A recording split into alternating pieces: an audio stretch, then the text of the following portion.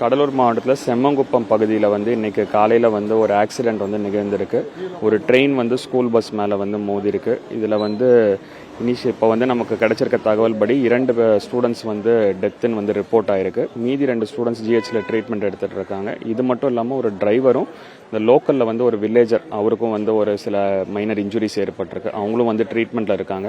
நம்ம medical team வந்து ஃபுல்லாக வந்து ட்ரீட்மெண்ட் கொடுத்துட்ருக்காங்க. இங்கே நம்ம செம்மங்குப்பம் பகுதியில் வந்து மக்கள் வந்து அந்த கேட் கீப்பர் வந்து ஒரு நெக்லிஜென்ஸ்னால தான் இந்த விபத்து ஏற்பட்டிருக்குன்னு வந்து அவங்க தகவல் தெரிவிச்சிருக்காங்க. இதற்கு வந்து விசாரணை வந்து நடத்தப்படும். இது வந்து ரயில்வே சார்பாகவும் போலீஸ் சார்பாகவும் வந்து இதுக்கு ப்ராப்பராக வந்து ஒரு என்கொயரி நடத்தி அதில் ஏதாவது நெக்லிஜென்ஸ் இருந்தால் அதுக்கு தகுந்த மாதிரி ஆக்ஷன் வந்து எடுக்கப்படும்.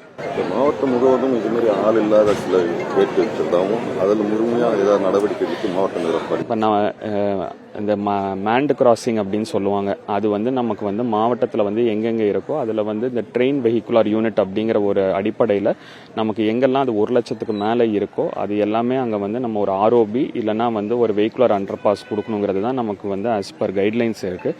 ஸோ அதுக்கு வந்து நம்ம வந்து இப்போ எங்கெல்லாம் இருக்குன்னு ஏற்கனவே ரெடி பண்ணி நம்ம வந்து அந்த ப்ரொப்போசல்ஸ் எல்லாம் நம்ம வந்து அமைச்சிருக்கோம். அதே மாதிரி மீதி இருக்கிற இடத்துக்கும் வந்து ப்ரொப்போசல்ஸ் அனுப்புகிறோம். நம்மளோட கோல் வந்து இந்த மாதிரி வந்து மேண்ட் கிராசிங் எல்லாத்தையுமே வந்து எலிமினேட் பண்ணுறதுக்கு தான். மீதி இருக்கிற இடத்துக்கும் இதுக்கான வந்து முன்மொழிவுகள் அனுப்பப்பட்டு அந்த பணிகளை வந்து மேற்கொள்வதற்கு நடவடிக்கை எடுக்கிறோம்.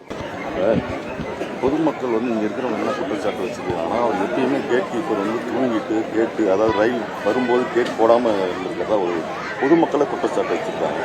அவர் மீது என்ன மாதிரியான நடவடிக்கை பரிந்துரை செய்யும்? இல்லை, இப்போ இங்கே வந்ததில் வந்து இப்போ பொதுமக்கள் கிட்ட 2-3 பேர்கிட்ட பேசினப்போ அவங்க இந்த மாதிரி ஒரு குற்றச்சாட்டை தான் முன் வச்சிருக்காங்க. இது பொறுத்த வரைக்கும் நம்ம வந்து இப்போ ரயில்வேஸ் டிஆர்எம் கிட்டையும் நான் அந்த தகவல் ஏற்கனவே தெரிவிச்சிட்டேன். அவங்க ஒரு டீம் அமைச்சு இதுக்கு ப்ராப்பராக டீட்டெயில்டாக ஒரு என்கொயரி நடத்துவாங்க. மீன்வேல் நம்ம போலீஸும் சைமல்டேனியஸாக பேரலாக அவங்க இன்வெஸ்டிகேஷன் நடத்திட்டு இருப்பாங்க.